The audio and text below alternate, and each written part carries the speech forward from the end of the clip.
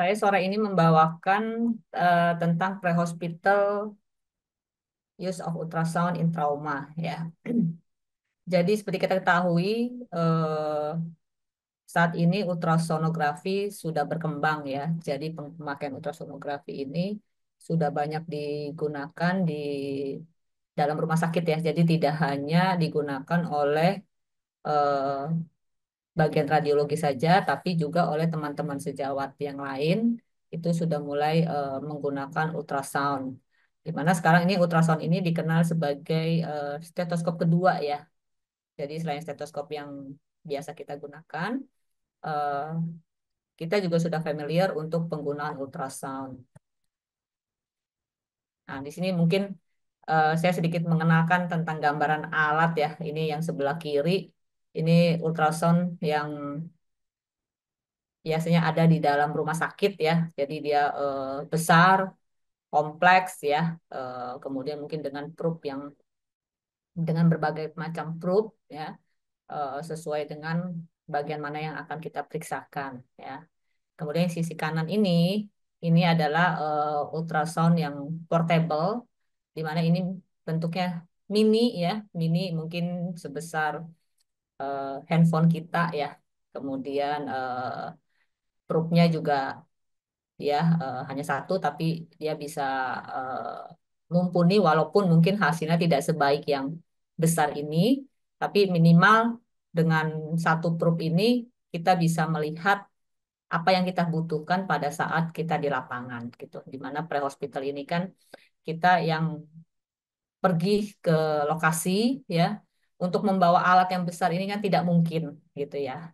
Nah, dengan menggunakan ultrasound eh, di mana kalau ruangan terbuka itu outdoor, suara bising ya, suara bising. Kemudian dimana kalau kita menggunakan stetoskop biasa saja, itu mungkin akan mengalami apa nggak tepat ya untuk kita mendengar dengan apa dengan tepat ya. Jadi ada gangguan. Nah, diharapkan dengan adanya ultrasound ini bisa membantu kita untuk mendiagnosa dan kemudian memberikan tata laksana yang tepat di lapangan sebelum kita angkut pasien ini ke rumah sakit gitu ya. Nah, ini mungkin sedikit pendahuluan. USG ultrasound itu dulu digunakan sebagai alat diagnostik. Ini sudah lama ya, sebenarnya ultrasonografi ini sudah dikenal sejak 50 tahun yang lalu. Mungkin dulu kita tahunya hanya digunakan oleh dokter radiologi, dokter obgyn ya, kemudian dokter jantung ya. Nah, kemudian semakin berkembangnya dunia kedokteran kita ya, kurang lebih 20 tahun terakhir ini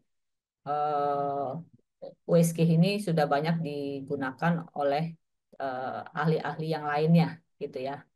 Ya, ya mungkin dia tidak memeriksa secara kompleks seperti teman radiologi, tapi dia hanya fokus bagian mana yang akan diperiksakan gitu ya. Nah, kemudian untuk prehospital ini membantu untuk mendiagnosa awal ya, di mana pada saat kita bisa membuat diagnosa awal yang tepat, kita bisa membawa korban ini ke rumah sakit untuk penanganan definitif yang sesuai gitu ya. Artinya kalau misalkan pasien ini eh, lokasinya mungkin dekat rumah sakit, tapi mungkin dia tidak memiliki fasilitas atau tidak ada SDM untuk contohnya misalnya kasus torak gitu ya, eh, rumah sakit terdekat dari lokasi tidak memiliki dokter SDM seperti BPKV misalkan. Nah, untuk kasus ini mungkin kita tidak bisa langsung skip bawa ke rumah sakit yang lebih tinggi, di mana bisa memberikan pelayanan kasus trauma toraks gitu ya. Nah, ini penting untuk life saving ya, life saving, kemudian untuk mengejar waktu. Artinya kalau kita mampir ke satu rumah sakit, kemudian ternyata rumah sakit itu tidak mumpuni, pasien ini akan dirujuk kembali ke rumah sakit lain di mana untuk rujuk-merujuk itu membutuhkan waktu, gitu ya. Nah, USG ini gunanya apa yang bisa kita pakai untuk USG ya? USG ini kita bisa gunakan untuk sebagai vascular access ya, dimana kalau untuk pemasangan vaskular ya, akses ya. Ini bisa kita pakai untuk guiding ya. Kemudian untuk tata laksana nyeri ini kita bisa gunakan untuk guiding pada saat kita melakukan blok blok untuk saraf ya. Kemudian USG ini juga bisa digunakan untuk mengkonfirmasi apakah tindakan yang kita lakukan ini sudah masuk ke lokasi yang tepat seperti pada pemasangan endotracheal tube ya, kemudian juga surgical airway gitu ya. Nah, ini kita bisa menggunakan USG untuk mengkonfirmasi semua tindakan yang kita lakukan apakah sudah sesuai. Nah, kemudian penggunaan di pre-hospital ini bisa digunakan untuk apa USG ya? Nah, USG ini kita bisa gunakan untuk kasus trauma, mungkin FAST ya, Focus Assessment Sonography in Traumatology. Nah, di mana sekarang FAST juga sudah berkembang menjadi Extended FAST ya. Kemudian pemeriksaan RUSH ya, pemeriksaan ini konfirmasi airway ya, konfirmasi untuk intubasi. Kemudian pemeriksaan paru ya, kita bisa screening untuk paru. Kemudian kita juga bisa memeriksa atau mengevaluasi ya optic nerve sheath assessment ya, di mana optic nerve sheath assessment ini berhubungan dengan tekanan intrakranial kita apabila pasien mengalami cedera kepala, kita bisa mengukur eh, berapa optic nerve sheath assessment-nya ini ya. Kemudian USG juga bisa digunakan pada saat terjadi korban yang banyak, di mana kita bisa menggunakan eh, USG ini sebagai alat untuk membantu pada saat kita melakukan triase. Nah, untuk sore ini kita fokus untuk USG untuk kasus-kasus trauma ya, di mana kita tahu kasus trauma ini memiliki angka morbiditas dan mortalitas yang tinggi ya. Seperti pada kasus trauma itu bisa terjadi pendarahan ya, baik pada rongga peritoneal, pleura, perikardial ya.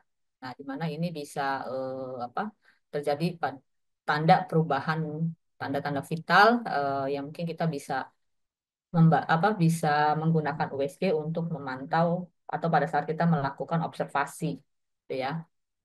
Kemudian pada studi kasus ini menunjukkan bahwa 39 sampai 47% kejadian prahospital yang fatal ini dapat dicegah dengan membuat pelatihan yang standar khususnya untuk penanganan trauma, gitu ya.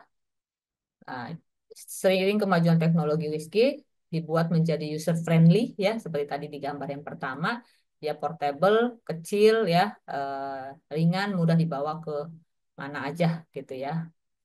Nah, fast ya, fast ini bisa kita lakukan pada saat kita tadi sudah di topik pertama atau topik kedua ya, tadi sudah belajar untuk tata laksana trauma life support ya. Nah, di mana ada survei primer, ada survei sekunder. Nah, USG ini bisa kita pakai pada saat kita melakukan survei primer, ya. Ini bisa kita pakai untuk melakukan FAST, ya. Nah, FAST ini eh, adalah untuk mencari lokasi pendarahan yang tersembunyi. Jadi, kalau kita menemukan pasien mengalami trauma, ya, karena kita kan sudah mendapatkan teori ya, teori seperti misalkan kalau ada jejas di abdomen, kita wajib mencurigai ini ada pendarahan dalam rongga abdomen. Nah, ini kalau kita apa dengan mata kasat mata ini sulit ya. Kadang-kadang ada gejala, mungkin dia belum memberi apa volume pendarahan di dalam perutnya itu mungkin belum belum memberikan tanda-tanda yang jelas atau belum ada tanda-tanda akut abdomen yang bisa kita lihat gitu ya. Nah, USG dengan melakukan FAST ya kita bisa melihat eh, apakah ada cairan bebas di situ gitu ya. Jadi ini cukup membantu untuk mencari pendarahan yang tersembunyi gitu ya. Nah, menurut riset juga, jadi FAST dilakukan di prahospital ya, ini memiliki sensitivitas 93% dan spesifitas 99%. Jadi penggunaan USG di prahospital ini sangat cukup membantu dan cukup akurat ya untuk kita melakukan diagnosa awal ya. Kemudian di sini katakan bahwa pemeriksaan USG yang kita lakukan di hospital ini tidak akan mempengaruhi waktu transportasi. Jadi artinya pada saat kita melakukan USG di pre-hospital ini nggak nggak jadi memanjang waktu yang dimana kita harus segera angkut ya. Ini nggak mempengaruhi gitu ya.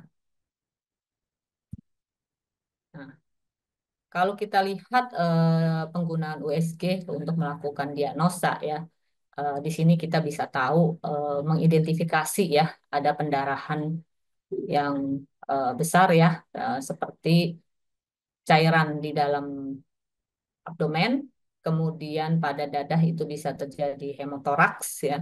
Kemudian kita juga bisa mengetahui adanya aneurisme aorta ya.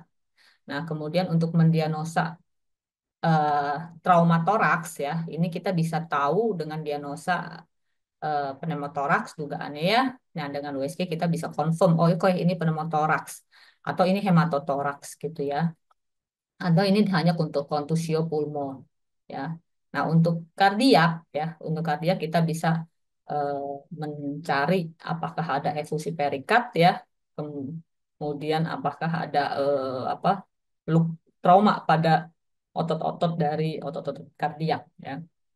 Kemudian USG ini juga bisa kita pakai untuk menentukan cairan ya, cairan dalam tubuh seseorang ya.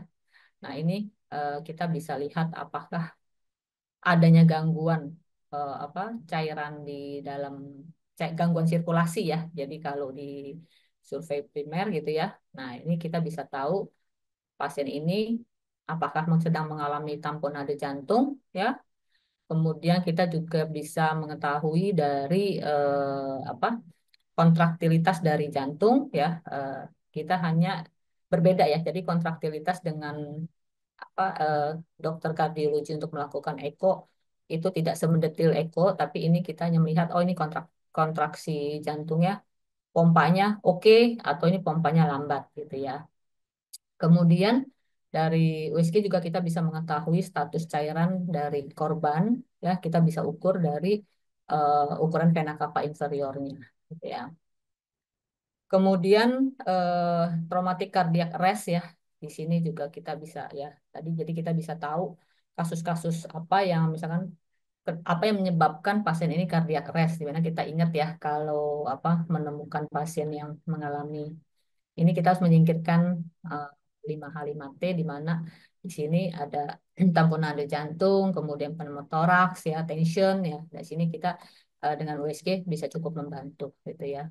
Kemudian untuk cedera kepala ya, cedera kepala kita bisa tahu dari USG tadi dengan mengukur optic nerve sheath-nya ya, apa pembungkus dari saraf optik ya. Di sini kita bisa memperkirakan apakah pasien mengalami TIK yang meningkat atau tidak gitu ya. Kemudian untuk tulang fraktur, nah ini USG juga bisa membantu kita untuk mengidentifikasi sebelum dilakukan ronsen, kita bisa periksa dengan melakukan USG. Sore ini kita akan membahas tentang melakukan IFAS gitu ya. IFAS. Jadi kalau untuk yang lain-lain nanti mungkin bisa di topik berikutnya ya. Yang sore ini saya akan fokus untuk bagaimana kita melakukan IFAS ya. Jadi di sini kita bisa menaruh grup ya. Di sini ada anterior left lung, anterior right lung ya. Kemudian ada pericardial view. Di sini nanti kita akan taruh probe di sini ya. Kemudian perisplenic view ya, daerah limpa ya di kiri abdomen kiri atas ya. Kemudian perihepatic view ini kanan bagian kanan atas ya. Kemudian pelvic view di sini kita bisa melihat di dekat kandung kencing ya. Nah, untuk yang paru ini kiri dan kanan ya, paru kita ada kiri dan kanan, kita bisa tempatkan probe-nya di interkostal kedua ya, sejajar dengan melihat klavikula yang untuk yang kiri, yang kanan juga semit klavikula untuk yang sisi kanan gitu ya. Ya, kalau untuk pericardial view ini pas di bawah dari cipisternum ya. Oke, kemudian kalau yang perisplenic view ini eh, kita untuk melihat limpa ya. Jadi nanti ada apa untuk melihat lokasi apakah ada pendarahan intraabdominal ya untuk kiri dan kanan. Kan kita membahas tentang yang kanan ya. Jadi untuk kanan atas right upper quadrant ya atau dikenal istilah kalau kita baca di literatur itu istilahnya dengan Morrison spots ya. Nah, di sini kita harus mendapatkan view ya. Eh, ini ada liver kemudian dengan ginjal ya. Nah, di sini perbatasannya ini, nah ini ya, ini tidak ada cairan bebas. Ini yang normal seperti ini gitu ya. Nah, apabila ada pendarahan intraabdominal ya, di sini ada gambaran antara liver dengan ginjal ya. Ini ada gambaran hipoekoik, jadi agak lebih gelap ya, gelap. Nah, ini kita anggapnya adalah ada cairan bebas ya. Nah, apabila nanti menemukan korban dengan USG hasilnya seperti ini kita bisa curigai bahwa ini ada pendarahan intraabdominal ya. Nah, kemudian sama juga yang untuk sebelah kiri ya, kiri atas left upper quadrant ya. Sini kita lihat yang limpa ya, kemudian dengan ginjal kiri ya. Di sini ada kalau ada gambaran hipoekoik ya. Hipoekoik ini juga merupakan cairan bebas ya. Nah, untuk suprapubic view ya, jadi kita taruh probe ini pada contohnya adalah pada pasien laki-laki. Nah, di sini kita ada gambaran, kita cari dulu kandung kencingnya ya. Nah, kemudian kita lihat di sini ada gambar hipoekoik juga ya. Di sini ada usus ya. Nah, ini nanti kalau ada curiga gambar hipoekoik ya, ini kita bisa curigai dia eh, ada cairan bebas ya. Nah, kemudian untuk yang subsipoid ya, untuk perikardial ya, di sini kita harus mendapatkan gambaran dari jantung ya. Ini kemudian ada liver ya, liver ya. Ini yang berdekatan dengan liver ini adalah jantung sisi sebelah kanan ya, atrium dan ventrikel kanan ya. Nah, apabila menemukan gambaran hiperekoik ya, ini kita curigai adanya efusi perikard ya, artinya gangguan efusi perikard. Nanti bisa kita amati apakah dia akan menjadi tamponade jantung ya, eh, atau dia hanya sebatas efusi perikard. Nah, ini juga sama ya. Di sini juga ada gambaran, ada clotting karena kalau dia cairan saja dia gambarannya bentuknya adalah hipoekoik ya, jadi hitam. Nah, kalau dia sudah mulai ini dia sedikit ada gambaran agak putih gitu ya. Nah, ini penempatan probe ya. Kalau di gambar ini dia menggunakan probe linear ya. Probe ini khusus untuk probe toraks ya. Nah, ini diposisikan di paru sebelah kanan ya. Kemudian dia mid clavicular sisi kanan ya, interkostal kedua ya. Nah, ini gambarannya ya. Ini gambarannya kalau kita apa lihat di USG ini ada namanya scissor sign. Ini merupakan gambaran yang normal ya. Ini kalau kita lihat scissor ini seperti pasir pantai ya. Jadi dia ada apa kalau dia bergerak ya. Sorry soal ini saya tidak ada video tapi ini foto ya. Ya kayak kalau kita tarik napas keluar ekspirasi dan inspirasi dia akan kelihatan dia goyang gitu ya. Nah, ini ada istilah stratosphere sign ya. Nah, ini seperti barcode barang tuh ya. Nah, kalau kalau ditemukan gambaran USG-nya seperti ini pada saat kita melakukan IVAS ya, ini kita curiga ini adalah gambaran pneumotoraks ya. Nah, kalau yang seashore ini adalah gambaran paru yang normal ya. Nah, kalau pasien kita curiga ada jejas atau dari mekanisme injurinya kita curiga ada benturan pada bagian dada ya. Jangan lupa untuk melakukan IVAS ya. Kemudian kita lihat, kita cari ya, apakah ada pneumotoraks atau tidak ya. Kemudian dicari juga apakah ada gambaran hematotoraks juga atau tidak. Nah, eh, apakah hasil IVAS negatif itu pasti negatif ya? Ternyata belum tentu ya. Jadi kalau dasar kita melakukan IVAS negatif ya, ini hati-hati juga ya. Kalau kita yakin oh ini sebenarnya ada trauma gitu ya. Nah, kita curiga ini ada pendarahan, tapi pada saat kita melakukan IVAS terkesan normal ya. Nah, untuk pemantauan IVAS ini bisa kita ulang gitu ya. Kita ulang selama kita melakukan observasi pasien atau pada saat kita di perjalanan ada perubahan kondisi, nah itu di ambulans ya kita juga bisa melakukan IVAS ya. Nah hasil VAS negatif ini tidak bisa diterima ya kan bila satu mungkin kualitasnya jelek. Jadi untuk apa mini portable ini kan dengan berbagai merek dengan berbagai kualitas juga gitu ya. Nah kalau gambaran yang dihasilkan itu masih belum belum jelas ya, ini berarti kualitasnya jelek, hasil negatif hati bisa memberikan hasil yang negatif ya, negatif palsu ya istilahnya ya. Kemudian untuk kasus trauma seat belt ya, trauma seat belt ini juga bisa memberikan hasil negatif palsu ya. Kemudian pada kasus trauma penetrasi ya, nah, kasus trauma penetrasi ini juga bisa memberikan hasil VAS yang negatif ya. Kemudian yang keempat adalah pasien obesitas. Nah, pasien obesitas ini kan kita tahu banyak lemak ya, di mana kita tahu juga bahwa USG portable ini mungkin kualitasnya tidak sebaik USG yang ada di rumah sakit. Akibatnya daya tembus untuk daya tembus untuk melihat organnya itu eh, mungkin tidak sebagus rumah sakit. Jadi hasilnya bisa tidak nampak ya. Jadi tidak sesuai dengan kondisi sebenarnya gitu ya.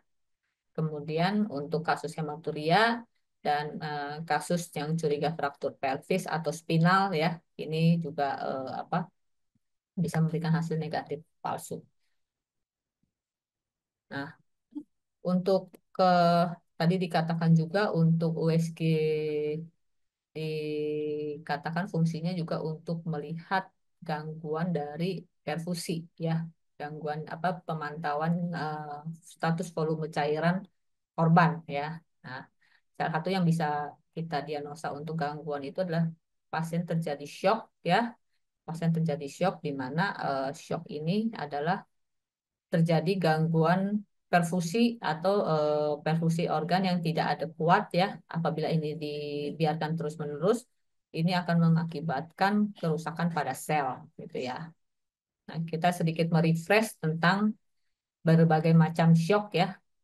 Yang pertama adalah shock kardiogenik ya, di mana ini terjadi gangguan pompa ya, jadi gangguan pompa ventricular failure ya. Nah, ini biasanya terjadi pada kasus-kasus infak miokard ya, kemudian kardiomiopati dan kemudian pada kasus-kasus gangguan katup ya. Kemudian yang kedua adalah shock hipovolemik ya, di mana di sini kalau kita ketahui ya kalau kasus trauma pendarahan baik yang terlihat maupun pendarahan intra di dalam ya, ini bisa memberikan efek shock hipovolemik ya, di mana di sini kita bisa melihat ya tadi fungsi dari USG ini kita bisa melihat status cairan dari korban ya dengan memantau dari atau mengukur dari vena cava inferior gitu ya. Nah, jadi untuk kasus-kasus yang kekurangan cairan ya dengan kita melakukan USG di TKP ya, atau misalkan kita apa pasien korbannya ini apa memiliki, kita curiga oh mungkin ini ada heart failure atau ini kita takut memberikan cairan ya, kita bisa menggunakan USG untuk memantau volume cairan sehingga bisa memberikan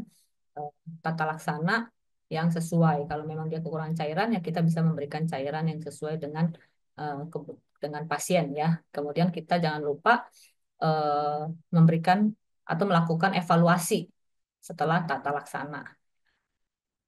Kemudian yang ketiga, shock distributif ya. Shock distributif ini contohnya adalah pada kasus-kasus sepsis ya, kasus anafilaksis dan kasus neurogenik. Kemudian yang keempat adalah kasus shock obstruktif ya, seperti pada kasus tamponade jantung ya. Jadi tadi juga di apa di penjelas di slide sebelumnya ya, pada saat kita melakukan IVAS kita melakukan ada namanya pericardial view ya, di mana kita taruh probe kemudian akan terlihat eh, kontraktilitas dari jantung ya, kemudian di sini dari pada saat kita melakukan pericardial view ini bisa kita tahu eh, apakah pasien-pasien apakah pasien pada kasus korban kecelakaan ini mengalami tamponade jantung, khususnya pada pasien-pasien yang kita periksa dia mengalami shock ya. Jadi kita harus mencari eh, apa penyebab shocknya ya. Salah satunya adalah shock obstruktif di mana bisa terjadi tamponade jantung ya. Kemudian untuk shock obstruktif penyebabnya yang kedua adalah apabila terjadi emboli paru. Kemudian yang penyebab shock obstruktif yang ketiga adalah apabila terjadi tension pneumotoraks ya. Nah, di sini kita bisa menggunakan USG untuk meyakinkan kita ya, selain dari eh, gejala apa pemeriksaan klinis ya, pemeriksaan klinis DVP meningkat gitu ya. Kemudian tadi di apa di survei primer mungkin ATLS tadi belajar ya, pada perkusi, palpasi ini eh, confirm dia apa pneumotoraks. Kadang-kadang kita ragu untuk melakukan apa tindakan needle ya, needle needle untuk melepaskan, untuk merilis dari tension pneumotoraksnya ya. Nah, dengan menggunakan USG di sini eh, kita bisa yakin pada saat kita melakukan needle thoracocentesis ya. Jadi kita yakin oke ini tension pneumotoraks penyebab pasien ini shock. Kita bisa lakukan needle di TKP sambil setelah setelah itu kita bisa angkut pasien ke rumah sakit yang memiliki fasilitas untuk kasus yang sesuai gitu ya.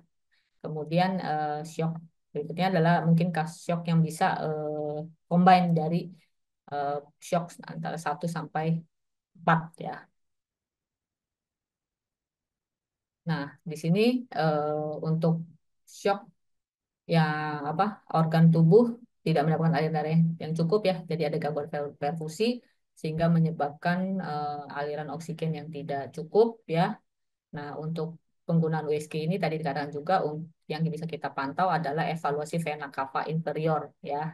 Nah, di sini ini ada gambar untuk kita mengukur eh, apa berapa ukuran vena cava inferiornya gitu ya. Di sini ada gambar yang sisi kiri, gambar vena cava inferior pada saat dia posisi istirahat ya. Jadi pada saat kita tidak menarik nafas ya. Nah, di sini eh, ukurannya 3 cm ya. Kemudian pada saat inspirasi ya sama 3 cm ya. Kemudian kalau dia kolaps contohnya ya, dia kurang dari 1,5 cm ya. Jadi jadi dia mengempes ya. Kita normalnya dia 3 cm pada saat kita ukur, pada saat pasien terjadi shock hipovolemia itu ya, jadi dia kekurangan cairan. Nah, vena cava inferior ini jadi mengecil ya, bahkan bisa kurang dari 1,5 cm, jadi kurang 50% dari normalnya ya. Nah, untuk tampilan USG-nya adalah pada saat kita meletakkan probe di sesuai dengan gambar ini ya, ya. Nanti tampilan di layar USG-nya ini akan seperti yang ini gambar sebelah kanan ya. Di sini ada gambaran kita lihat ini ada liver ya. Kemudian kita cari vena hepatikanya. Nah, kemudian untuk jantung kita cari dari atrium sebelah kanan ya, right atrium. Nah, kemudian ini adalah vena cava inferior. Jadi kita tahu kan vena cava inferior ini akan membawa darah eh, dari ini balik ke jantung, dia akan masuk ke dalam atrium ya. Nah, di sini kalau kita ukur dia vena cava inferior ini, kita tarik garis ya.